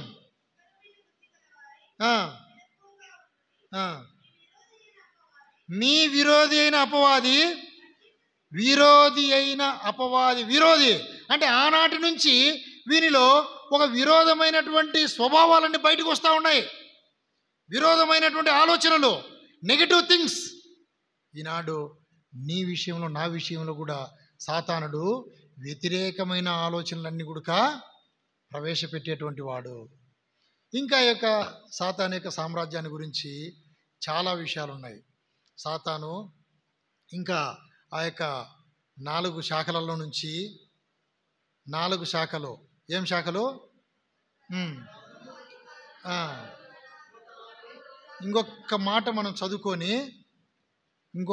చదువుకొని మనం ముగించుకుందాం. పరలోక రాజ్యం దగ్గరికి వద్దాం. అక్కడికి సాతాను రాజ్యాన్ని స్కిప్ చేద్దాం. చాలు, అంటే అంతవరకు చాలు. ఇంకా చాలా విషయాలు ఉన్నాయి. వానికి వచ్చేసి మళ్ళీ ఒక 36 సబ్ డిపార్ట్మెంట్స్ ఉంటాయి. ఒక్కొక్క డిపార్ట్మెంట్కు ఒక్కొక్క మినిస్టర్ ఉంటాడు. మళ్ళా ఒక్కొక్క డిపార్ట్మెంట్కు ఒక్కొక్క మినిస్టర్ ఉంటాడు. ఉదాహరణకు అపవిత్రపరచు ఆత్మ, రెండవది అపవిత్రాత్మ, ఇంకొకటి దురాత్మ, ఇంకొకటి బలహీనపరచు ఆత్మ. ఇవన్నీ కూడా సాతానిక శాఖలు, డిపార్ట్మెంట్స్. ఇవన్నీ కూడా గవర్నమెంట్ డిపార్ట్మెంట్స్. సాతాను యొక్క రాజ్యంలో ఉన్నటువంటి గవర్నమెంట్ డిపార్ట్మెంట్స్ అవి. సాతాను గవర్నమెంట్లో ఉండేటువంటి డిపార్ట్మెంట్స్. ఇవి కూడా శాఖలు ఉన్నాయి. ముఖ్యమైనవి 12 శాఖలు ఉంటాయి. వాటిని గురించి కూడా తర్వాత చూద్దాం. అయితే ఇక్కడ పరలోక రాజ్యంకి వద్దాం. ఇటువంటి అంధకార సంబంధమైనటువంటి అధికారము ఈ యొక్క లోకంలో సాతానుడు ఏర్పాటు చేసుకొని ఉన్నాడు. వాడి ప్లేస్ ఎక్కడ? పరిపాలించే ప్రాంతము మొదటి ఆకాశంలో ఉన్నాడు. మొదటి ఆకాశంలో ఉన్నాడు. ఎప్పుడైతే యేసుక్రీస్తు ఈ లోకానికి వచ్చినాడు, యేసుక్రీస్తు ఈ లోకానికి వచ్చిన తర్వాత తండ్రి అయినటువంటి దేవుణ్ణి పరిచయం చేస్తూ వచ్చినాడు. కుంటి వాళ్ళు బాగుపడుతూ ఉన్నారు, కుష్ఠరోగులు స్వస్థత పొందుతూ ఉన్నారు, దయ్యం పట్టిన వాళ్ళు అపవిత్రాత్మ పట్టిన వాళ్ళు విడిపించబడతా ఉన్నారు. అన్ని దేవుని యొక్క చిత్తం నెరవేరుతూ వస్తూ ఉంది. దేవుని యొక్క చిత్తము నెరవేరుతుంది భూమి మీద. దేవుని యొక్క రాజ్యాన్ని స్థాపించడానికి ముందు దేవుని యొక్క చిత్తాన్ని నెరవేరుస్తూ వచ్చినాడు ప్రభు అయినటువంటి యేసుక్రీస్తు. ఎప్పుడైతే లూకా సువార్త 10వ అధ్యాయం మనం చదువుకున్నాం కదా, ఆ యొక్క 70 మంది శిష్యులు వచ్చి ప్రభువా నీ నామమున దయ్యములు కూడా మాకు లోబడుచున్నవి అంటానే సాతానుడు ఆకాశం నుండి సాతానుడు మెరుపు వలె కింద పట్టు చూచి తిని. వెంటనే సాతానుకు ఇన్ఫర్మేషన్ వెళ్ళిపోయింది, అయ్యా ఇంక మేమేం చేయలేము. ఇంకొక విషయం ఇక్కడ ఏంటంటే, కొన్ని చోట్ల కొంతమంది అపవిత్రాత్మ పట్టినటువంటి దయ్యం పట్టినటువంటి వాళ్ళు యేసుక్రీస్తుని చూస్తానే ఏం చెప్తున్నారు? నీవు సర్వోన్నతుడైనటువంటి దేవుని కుమారుడు, మా సమయం ఇంకా రాలేదు, ఎందుకు వచ్చినావు నువ్వు? ఎక్కడ చూసినట్లు? ఎట్లా తెలుసు ఈ యొక్క సాతాను యొక్క దయ్యాలకు, ఈ యొక్క అపవిత్రాత్మలకు? వీళ్ళంతా సాతాను సంబంధికులు. ముందంతా పరలోకంలో యేసుక్రీస్తుతో ఉన్నోళ్ళే. యేసుక్రీస్తు ఉన్నాడు, లూసిఫర్ ఉన్నాడు. పరలోకంలో 3వ భాగం ఏమైపోయింది? వాడు తీసుకొని వచ్చినాడు 1/3 తీసుకొని వచ్చినాడు భూమి మీదకి, వాని అనుచరులందరినీ కూడా. ఆ అనుచరులే వీళ్ళంతా. అప్పుడు యేసుక్రీస్తు పరిచయం కదా, అందుకని యేసుక్రీస్తుని చూస్తానే అయ్యా నువ్వు మాకు తెలుసు దేవుని కుమారుడివి, నువ్వు యేసుక్రీస్తు మాకు తెలుసు, నువ్వు దేవుని కుమారుడివి, నువ్వు ఈ భూమి మీదకి ఎందుకు వచ్చినావు నాయన? నువ్వు మమ్మల్ని అంతా మా రాజ్యాన్ని అంతా పోగొట్టేదానికి వచ్చినావా అని బాధపడతా దేవునికి గట్టిగా అరుస్తా ఉన్నారు అనమాట. అప్పుడే తెలిసి యేసుక్రీస్తు పరిచయం వాళ్ళకి. యేసుక్రీస్తు ఈ లోకానికి రావడము, చివరిగా యేసుక్రీస్తు ఒక స్టేట్మెంట్ ఇచ్చినాడు. ఫైనల్గా ఏం చెప్తా వచ్చినాడంటే 17వ అధ్యాయము లూకా సువార్త. శాస్త్రులు లూకా సువార్త 17వ అధ్యాయం. శాస్త్రులు పరిసయ్యులు వీళ్ళందరూ యేసుక్రీస్తు కాడికి వచ్చి పరలోక రాజ్యం సమీపించింది, పరలోక రాజ్యం సమీపించిందని నువ్వు ఒకటేమైనా ప్రకటన చెప్తా ఉన్నావు, ఎక్కడ పరలోక రాజ్యం సమీపించింది, ఎప్పుడు వస్తుంది? వాళ్ళు ఏమనుకుంటున్నారు? పరలోక రాజ్యం అంటే దేవుడు ఒక రాజ్యాన్ని భూమి మీద స్థాపించాలంటే, ఒక గవర్నమెంట్ని ఫామ్ చేయాలంటే ఏం చేస్తారు? మామూలుగా ఇక్కడ ఆర్భాటము అట్టహాసం పెట్టి, ఒక పెద్ద మైక్ సిస్టాలు పెట్టి, గుర్రాలు రథాలన్నీ పెట్టి సైన్య సమూహంతో పరలోకంలో నుంచి దేవుడు దిగొచ్చి రాజ్యాన్ని స్థాపిస్తాడేమో అని అనుకుంటాన్నారు అందరూ. కానీ యేసుక్రీస్తు వీళ్ళందరూ వచ్చి యేసుక్రీస్తుని అడిగినారు, ఎప్పుడు వస్తుంది పరలోక రాజ్యము? ఏంది పరలోక రాజ్యం వస్తుంది అన్నావు, ఎప్పుడు వస్తుంది మాకు చెప్పు అని అడిగినారు. అప్పుడు యేసుక్రీస్తు వాళ్ళకు చల్లని మాట నెమ్మదిగా చెప్పినాడు. ఏం చెప్పినాడు? 20 వచనం, రాదు, మీ మధ్యనే ఉన్నది. అయిపోయి వాళ్ళకు షాకింగ్ న్యూస్ ఇచ్చినాడు. చాప కింద నీళ్ళ మాదిరి మెల్లిగా ఆయన రాజ్యాన్ని స్థాపించినాడు. ఎటువంటి ఆర్భాటం లేదు, ఎటువంటి అట్టహాసం లేదు, ఎటువంటిది ఏమీ లేదు, సైలెంట్గా పనిచేసినాడు. వాళ్ళకు ఒక్కసారి అంటే ఎవరు? శాస్త్రులు పరిచయాలు అంటే వాళ్ళే, వీళ్ళు కాదు, సాతానుడు వాని ఆత్మను వాళ్ళలో ప్రవేశింపజేసి పంపించినాడు. వానికి అర్థం కాలే. ప్రారంభం నుంచి కూడా సాతానుడు, ఎవరైనా చెప్పండి, ఆల్రెడీ ఒక రాజ్యం ఎగ్జిస్టెడ్ కింగ్డమ్ ఉంది భూమి మీద, ఆల్రెడీ రాజ్యము భూమి మీద సాతానుడు రాజ్యం వెళ్తా ఉన్నాడు. వాని రాజ్యాన్ని పడగొట్టేయడానికి ఇంకొక రాజ్యం వస్తుందంటే ఎవడైనా ఊరుకుంటాడా రాజు? వాడు స్టార్టింగ్ నుంచి కూడా మనం గమనిస్తే, స్టార్టింగ్ నుంచి కూడా యేసుక్రీస్తు పుట్టినాడని చెప్పి తెలుస్తానే నరహంతక ఆత్మను హేరోదులో ప్రవేశింపజేసినాడు. పాపం 2 సంవత్సరాల పిల్లలు మొత్తం చంపించినాడు. నరహంతక ఆత్మను ప్రవేశింపజేసినాడు. వాని పనులన్నీ అట్లే ఉంటాయి. 2 సంవత్సరాల పిల్లలని చంపేస్తానే, అబ్బా యేసుక్రీస్తు చనిపోయినాడు, నాకు వ్యతిరేకంగా మళ్ళీ యేసుక్రీస్తు వస్తాడు. నీ కథ తెలీదా? ఏదైనా తోటలో ఇద్దరం మాట్లాడుకోలే, పరలోకంలో ఇద్దరం లేము, నువ్వు నేను ఒకటే కదా, ఇద్దరు అన్నదమ్ములే అంటే ఆ విధంగా ఉన్నారు పరలోకంలో. లూసిఫరు యేసుక్రీస్తు అమ్మాయి చనిపోయినాడు అనుకున్నారు. మళ్ళీ ఏం చేసినాడు? ఆ నుంచి ఎన్నో అవమానాలు. దేవుడు ఏం చేసినాడు? 30 సంవత్సరాలు యేసుక్రీస్తును మరుగుపరిచినాడు. ఒక్కసారి 30 ఏళ్ళు అయితేనే బయటికి తెచ్చినాడు. మళ్ళీ ఉలిక్కి పన్నాడు. అర్రే బయటకు వచ్చినాడని శాస్త్రుల ద్వారా, వీళ్ళ ద్వారా, వాళ్ళ ద్వారా యేసుక్రీస్తును హింస పెడతా వచ్చినాడు. చంపాలని చూసినారు అనేక మార్లు, అనేక సార్లు నిందలు చేసినారు, అవమానాలకు గురి చేసినారు. దానికంటే ముందు ఏం చేసినాడు? యేసుక్రీస్తు బాప్తిసం తీసుకుంటానే ఎత్తుకొని పోయినాడు. యేసుక్రీస్తును అరణ్యంలోకి తీసుకొని పోయి, అయ్యా ఎందుకు మళ్ళా నువ్వు రాజ్యాన్ని స్థాపిస్తావు? ఇద్దరము కుమ్మక్కైపోదాం. నేనెట్లా కుమ్మక్కైపోయినా, నేనెట్లా యేసుక్రీస్తు దేవునికి వ్యతిరేకంగా కుమ్మక్కైనా, ఇప్పుడు నువ్వు నేను కుమ్మక్కైదాం. నువ్వు మళ్ళీ సపరేట్ రాజ్యం ఎందుకు? ఇదో నా రాజ్యమే నీకు ఇస్తా, నా రాజ్యమే నీకు ఇస్తా, తీసుకో, ఈ అధికారం అంతా నాదే, ఈ అధికారాన్ని నీకు ఇస్తా, ఇంకా నువ్వు మళ్ళీ రాజ్యం ఎందుకు సపరేట్గా స్థాపించడము? వద్దు అని అక్కడ ట్రై చేసినాడు, అక్కడ ఓడిపోయినాడు. శాస్త్రులు, పరిచయులు వీళ్ళ ద్వారా ఆయన చంపాలని అనేక మార్లు ప్రయత్నం చేసినాడు, అయినా కుదరలే. లాస్ట్కు వానికి దిక్కు తెలియక సాతానుకు శాస్త్రులను, పరిచయులను పంపించి, వరే మీరు పోయి అడగండి రా నాయన, ఆ రాజ్యం ఎప్పుడు వస్తుందో ఏమో నాకు అర్థం కావడంలే, ఏం జరుగుతుందో తెలియడంలే అని అంటే వాళ్ళు వచ్చి అడిగినారు. అడుగుతానే వాళ్ళకేం చెప్పినాడు? ఆల్రెడీ ఎప్పుడో అయిపోయింది రాజ్యము, ఎప్పుడో స్థాపించిన రా నాయన అని చెప్పి. అప్పుడు నిదర్శనం ఏంటంటే దేవుని యొక్క చిత్తము నెరవేరుతా ఉన్నది భూమి మీద. కాబట్టి ఈ విధంగా దేవుడు సాతాను యొక్క రాజ్యానికి ఆపోజిట్గా తన యొక్క రాజ్యాన్ని స్థాపిస్తూ వచ్చినాడు.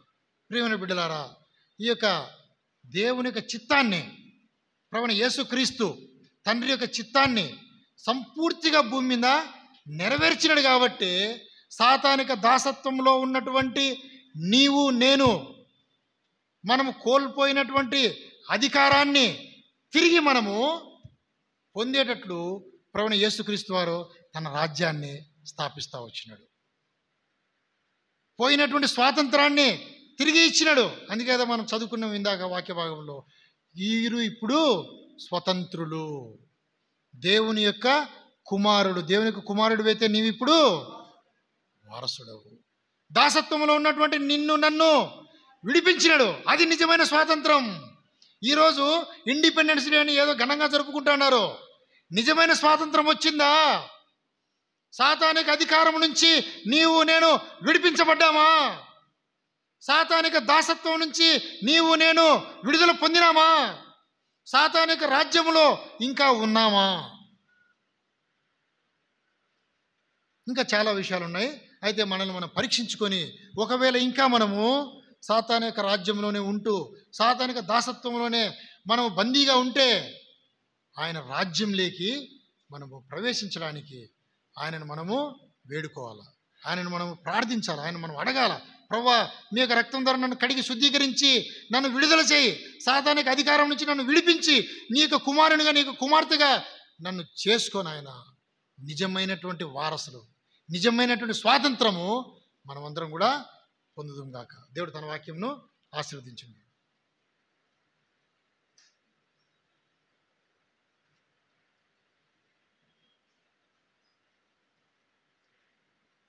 మోకాళ్ళ మీదకి వస్తాం, ప్రార్థించుకుందాం. మా ప్రియ పరలోకపు తండ్రి, ఈ ఉదయకాలం నుంచి మధ్యాహ్నం వరకు మీ దాసుని కడప నుంచి తీసుకొని వచ్చి 2 భాగములుగా మాతో మాట్లాడుతూ వచ్చినందుకై స్తోత్రములు. పరలోక రాజ్యము దేవుని నివాసము, క్రీస్తు నియామకము. పరలోక రాజ్యము భూమి మీద స్థాపించటానికి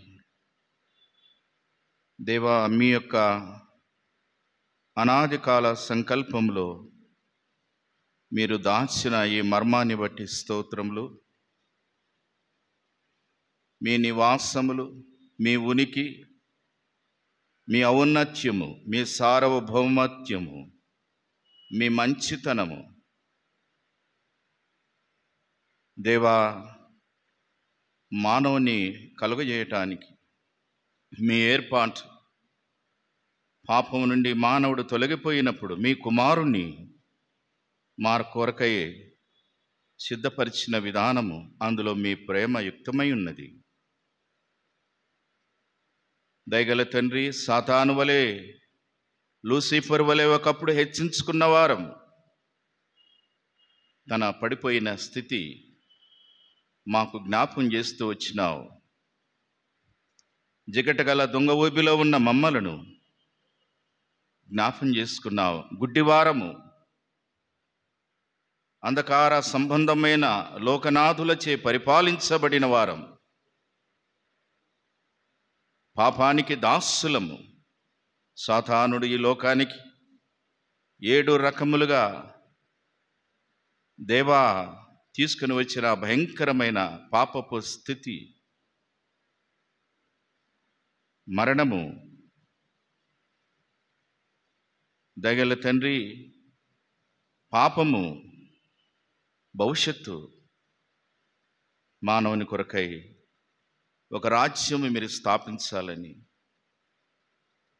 ఆ రాజ్యములో మీరు నివసిస్తారు, మీరు నివసించే స్థలములో మేము కూడా ఉండాలని అనేక విషయాలు మీరు మాట్లాడుతూ వచ్చినారు. మమ్మలను మీ రక్తం చేత కొన్నారు, పరిశుద్ధపరిచినారు.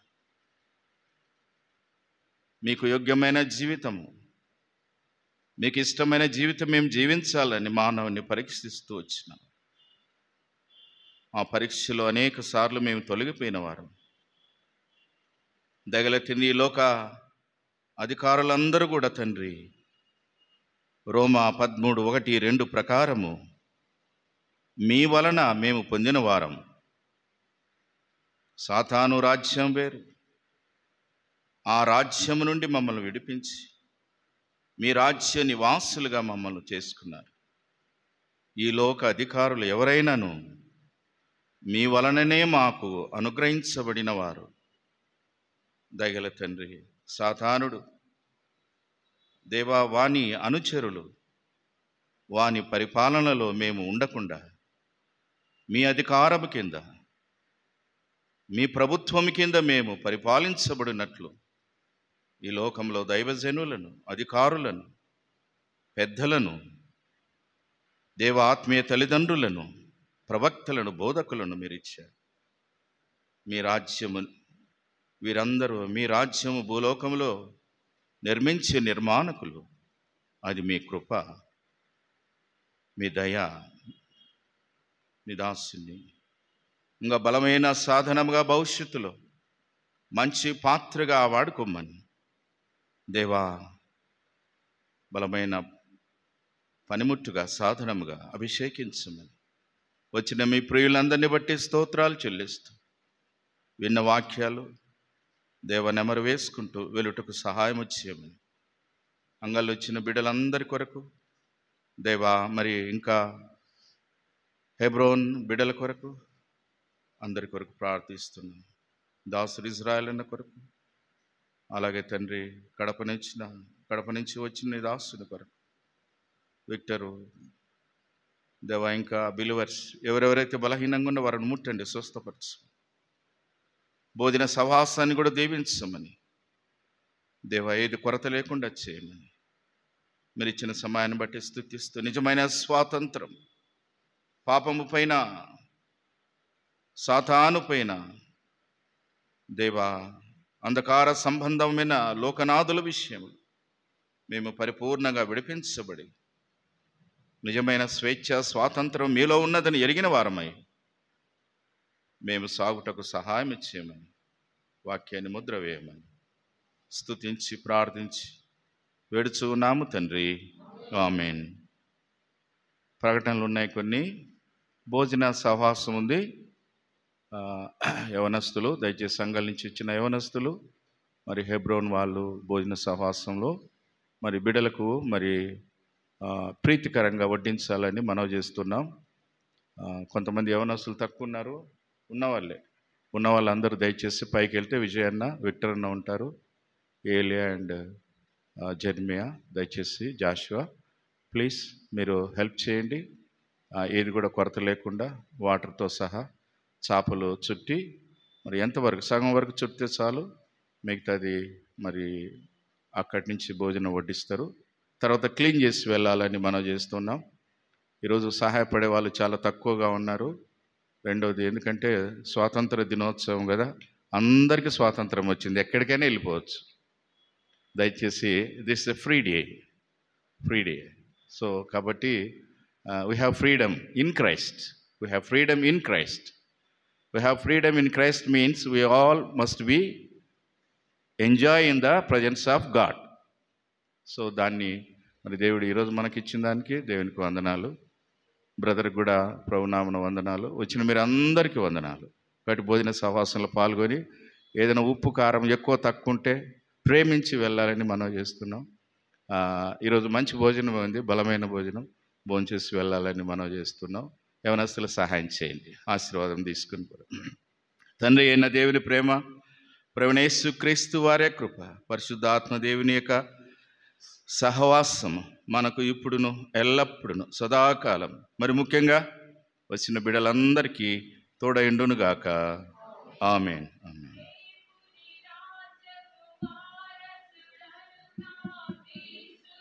చేసితివి దేవుని రాజ్యపు వారసులనుగా క్రీస్తులో చేసితివి.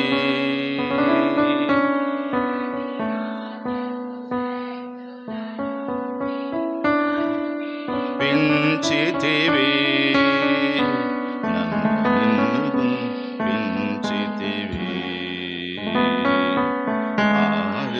దేవాని కృపలన్ తన గీతములన్ స్తోత్రము చెల్లింతుము, స్తుతి స్తోత్రము చెల్లింతుము. Praise the lord. అందరికీ వందనాలు. అమ్మా పాత్రలు గడగకుండా వెళ్ళారు, పాత్రలు గడిగి శుభ్రం చేసి ఎక్కడికి వెళ్ళండి దయచేసి. అదే సంపూర్ణ స్వాతంత్రం మనకు. Praise the lord.